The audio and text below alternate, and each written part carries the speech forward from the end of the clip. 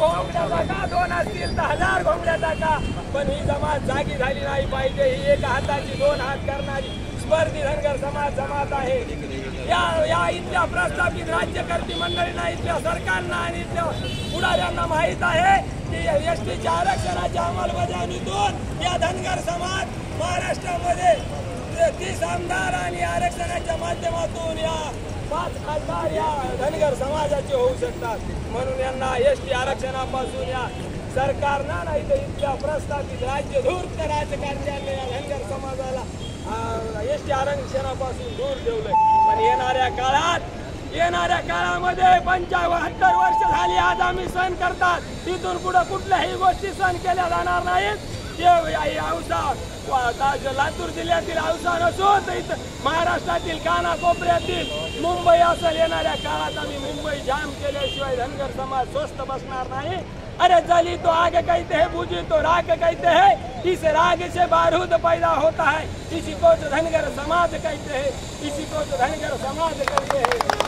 अरे अजून भोतड झाली नाही धारी आईल्या वय होळकरांच्या तलवारीची, अरे अजून भोतड झाली नाही धारी आईल्या वय होळकरांच्या तलवारीची, घासल्याशिवाय धार येत नाही तलवारी। जिल्हा परिषद आरक्षण सोडत चालू आहे, त्यांना निवेदन द्यायचं असेल तर आपण सोबत पाहिजे जाऊ।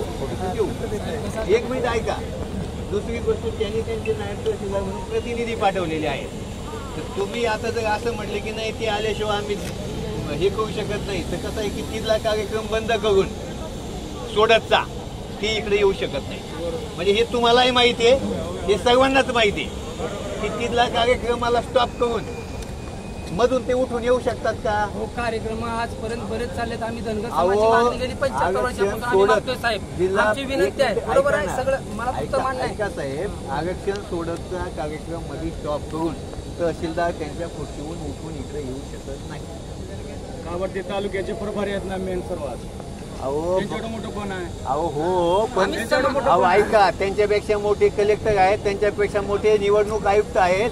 निवडणूक आयोगाच्या कार्यक्रमामध्ये ते त्या निवडणूक आयोगाच्या याच्यानुसार ती सोडत आहे, त्याच्यामुळे ती मध्ये थांबून इकडे येऊ शकत नाही। ही नियमावली आहे, हे तुम्ही सर्व थोडासा विचार करा की ते त्या खुर्चीवर सुद्धा उठू शकत नाहीत।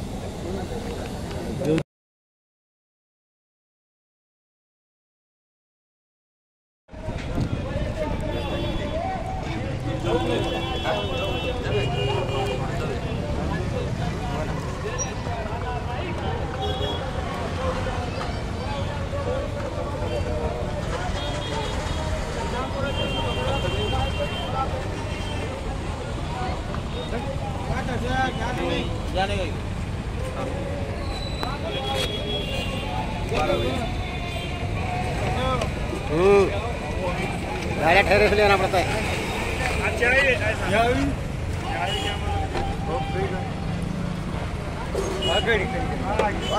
दुकान समजा बघलं मग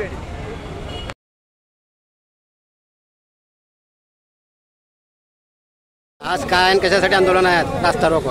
आज अखिल भारतीय मल्हार रक्षक संघटनेच्या वतीनं या महाराष्ट्रातील धनगर समाजाला एसटी आरक्षणाची अंमलबजावणी करावी आणि धनगर समाजावर गेली 75 वर्षापासून जे प्रत्येक आलेलं सरकार जो अन्याय करत आहे त्या अन्यायाविरोधात या आमच्या संघटनेच्या वतीनं आज औसा या ठिकाणी रास्ता रोको करतोय। आमच्या 2च प्रमुख मागण्या आहेत। त्या प्रमुख मागण्या म्हणजे धनगर समाजाच्या हातामध्ये एसटीचं प्रमाणपत्र लवकरात लवकर सरकारनं द्यावं आणि महाराष्ट्रामध्ये समाजासाठी लढणाऱ्या आणि समाजासाठी काम करणाऱ्या ज्या बांधवावर धनगर समाज बांधवावर जो या ठिकाणी सरकारनं खोटे गुन्हे दाखल केलेत ते खोटे गुन्हे तात्काळ या ठिकाणी सरकारनं मागे घेण्यात यावेत। याच प्रमुख मागण्यासाठी आम्ही रास्ता रोको या ठिकाणी औस्यामध्ये करतो। मागण्या मान्य नाही झाल्यावर काय करणार पुढे? जर सरकारने 15 दिवसामध्ये आमच्या मागण्या मान्य नाही झाल्या तर महाराष्ट्रातला सर्व धनगर समाज पेटून उठेल आणि मुंबई जाम केल्याशिवाय राहणार नाही। हे आम्ही शांततेच्या मार्गाने आम्ही आंदोलन करतोय। याच्यापेक्षा सुद्धा तीव्र आंदोलन येणाऱ्या काळामध्ये आम्ही या संघटनेच्या वतीनं प्रत्येक जिल्ह्यामध्ये प्रत्येक तालुक्यामध्ये आम्ही करणार आहेत आणि जर काही जीवितहानी किंवा काही कुणाचं धनगर समाज बांधवाचं काही नुकसान झालं त्याला सर्वस्वी जबाबदार हे सरकार असेल, एवढं तुम्ही तुमच्यापुढे सांगू इच्छितो। काय नाव आपलं?